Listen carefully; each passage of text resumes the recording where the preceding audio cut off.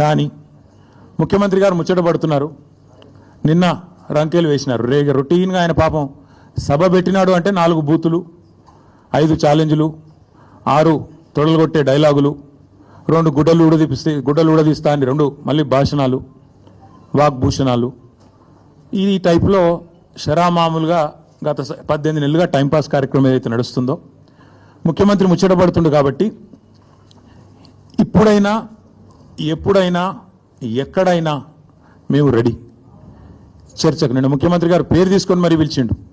కేసీఆర్ వస్తాడా, కేటీఆర్ వస్తాడా, రండి అన్నాడు. నీకు కేసీఆర్ అంత లేదు కానీ మేము చాలు నీకు, వస్తాం, మీరు ఎక్కడ పెడతారో పెట్టండి, వస్తాం. కాకపోతే మేమంటే ఎప్పటికప్పుడు రెడీగా ఉంటాం. ఎందుకంటే ఇలా 10 ఏళ్ళు మునిగి తేలిన వాళ్ళం కాబట్టి మేము ఎప్పుడు రెడీ. కాకపోతే మీకు కొద్దిగా ప్రిపరేషన్ టైం కావాలి, మాకు తెలుసు. ఎందుకంటే మీ మంత్రులు గతంలో కూడా మేము శాసనసభలో మీరు ప్రతిపక్షంలో ఉన్నప్పుడు కూడా చర్చ పెడతామంటే మేము ప్రిపేర్ అయ్యి రాలేదండి అంటారు.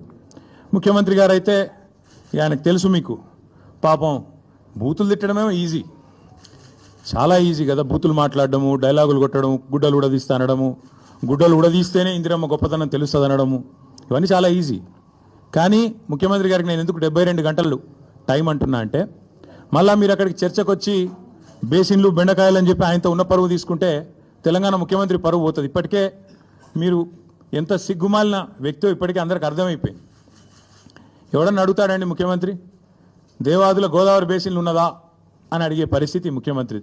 బేసిన్ తెలియదు, బెండకాయ తెలియదు.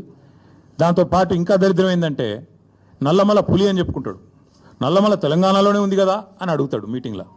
అంటే ఇంత నికృష్టమైన వ్యక్తి కాబట్టే కొద్దిగా ప్రిపేర్ అయ్యేందుకు టైం వారికి 72 గంటల సమయం ఇస్తా ఉన్నాం.